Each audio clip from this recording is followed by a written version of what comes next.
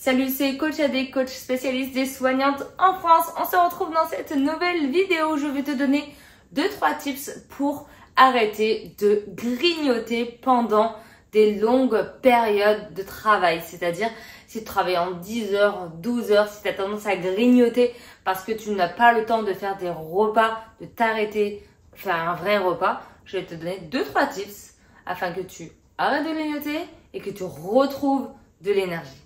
Allez, je sais que pendant les longues périodes de travail, 10 heures, 12 heures, c'est parfois ultra compliqué de se poser juste 2 minutes pour manger un vrai truc. Et du coup, on a tendance à faire quoi? Opter pour prendre le premier truc qui traîne. Et qu'est-ce qui traîne?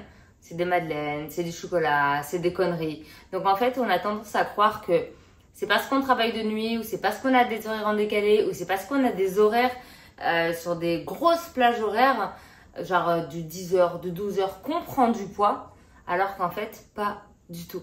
Tu ne prends pas du poids parce que c'est dû à tes horaires de travail, tu prends du poids parce que tu ne manges pas les bonnes choses sur tes horaires de travail qui, elles, sont quand même très importantes au sein de ta journée. Donc, dans cette vidéo, je te montre par quoi tu peux switcher, par quoi tu peux compenser et quelques tips qui vont pouvoir te permettre d'atteindre ton objectif de perte de gras. En un, je dirais, au lieu de manger des conneries, entre guillemets, parce que tu as réellement faim. Hop, par exemple, pour quelque chose de transportable déjà. Une petite compote, par exemple. Ça va te redonner du sucre. Donc, tu auras l'impression d'avoir de l'énergie. Tu auras un rebond d'énergie. Et ça va te caler 1 heure, 2 heures. Et tu vas pouvoir te dépenser, etc. Au lieu de manger une madeleine ou un chocolat qui traîne, vaut mieux manger une compote. Toujours. Et c'est quelque chose que tu vas pouvoir garder dans ton sac, etc. Deuxième astuce, ne mets pas la compote au fond de ton sac et au fond du casier. Parce que si tu arrives et que tu as seulement 2 minutes pour prendre un premier truc sur la table, ben en vrai, mets la compote à proximité. Sinon, tu n'iras jamais la prendre et se dire « Oh, je l'ai pris, mais je pense pas, j'ai vraiment pas le temps. » Donc non. Rends-toi la vie facile et vraiment mets-la à proximité pour justement réussir à perdre du gras. Deuxième solution que tu peux tout à fait mettre en place et que ça peut être assez facile, si tu n'as pas le temps réellement de t'asseoir, manger un vrai repas dans un tupperware, un truc comme ça, et je peux tout à fait l'entendre et c'est normal dans ce genre de service, par exemple les urgences, par exemple... Moi, je sais que j'ai des personnes autour de moi qui étaient sages-femmes, etc. Et c'était juste l'enfer aux urgences. Enfin, c'était impossible de manger. Il y avait des nuits calmes, il y avait des nuits qui n'étaient pas du tout calmes. Bref, dans ces moments-là, ce que je peux conseiller, vraiment, c'est de se faire des petits sandwichs en amont. Je te parle pas des vieux sandwichs triangle que tu as acheté à 2,50 € au coin de la rue. Pas du tout. Mais plutôt le petit sandwich, par exemple, que tu vas faire chez toi. Tu vas te prendre 2 tranches de pain de mie complet. Avec, je sais pas, si tu manges de la viande, tu peux mettre une base de protéines avec un œuf dur, des tomates, de la salade. Enfin, un vrai truc, ou du thon, ou du skyr et pas de la mayo, de la moutarde ou de la sauce barbecue. Enfin bref, n'importe quoi, ce que tu veux, mais quelque chose qui va te tenir au corps. Et là, tu vas me dire, oui, mais j'ai pas le temps de manger un sandwich entier. Très bien, tu le coupes en 2.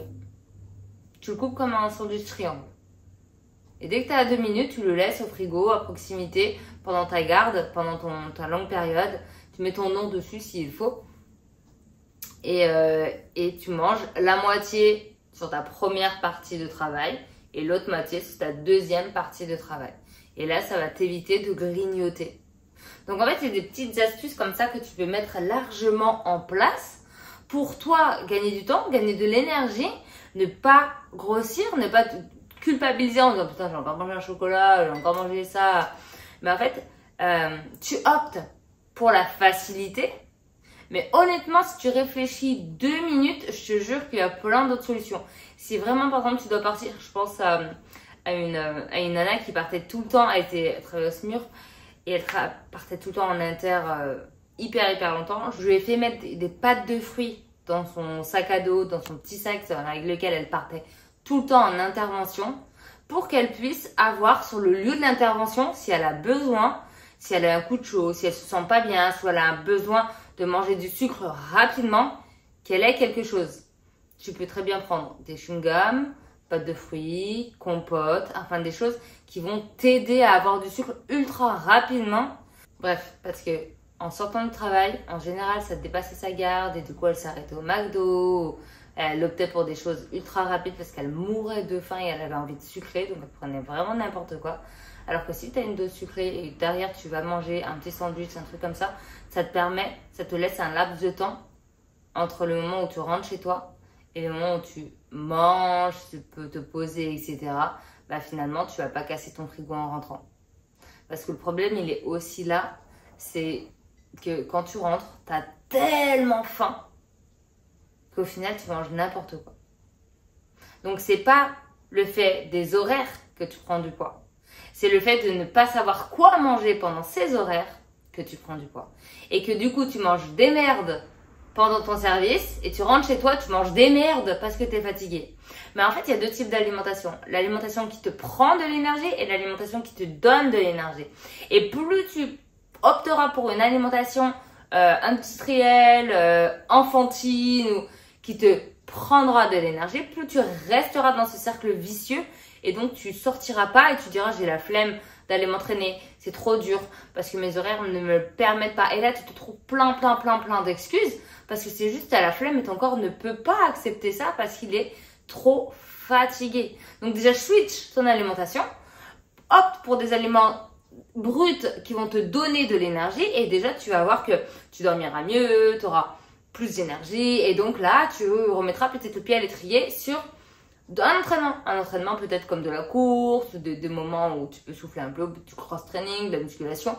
Bref, quelque chose qui te donnera envie d'aller en direction de tes objectifs. Donc vraiment, ne perds pas de vue ça.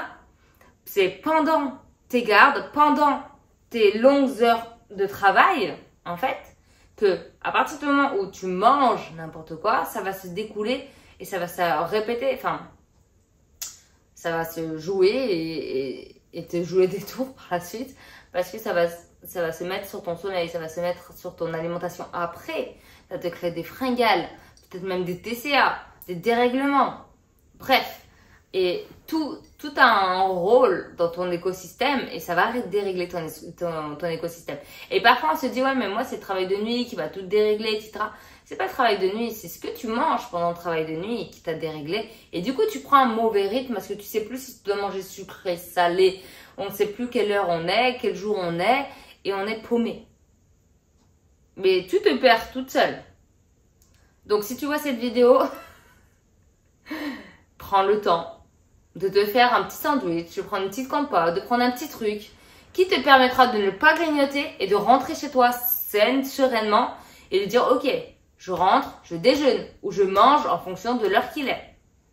Et des choses bonnes qui vont te donner de l'énergie. Même si tu dois aller dormir après, que c'est extrêmement tard ou extrêmement tôt, tu dois manger, peu importe l'heure. C'est comme s'il y a quelqu'un qui faisait 9h, 18h, 19h, qui rentrait chez lui, qui ne mangeait pas. Tu diras, il y a un problème. Bah toi, c'est pareil. Si tu rentres du travail et que tu ne manges pas, tu vas tout de suite dormir, il y a un problème. Voilà pour ça. J'espère que cette petite vidéo t'aura aidé. N'hésite vraiment pas à me dire en commentaire où tu en es, si tu as déjà vécu ce genre de situation. Et si bien sûr cette vidéo t'a aidé, je te dis à très vite dans une nouvelle vidéo. Ciao!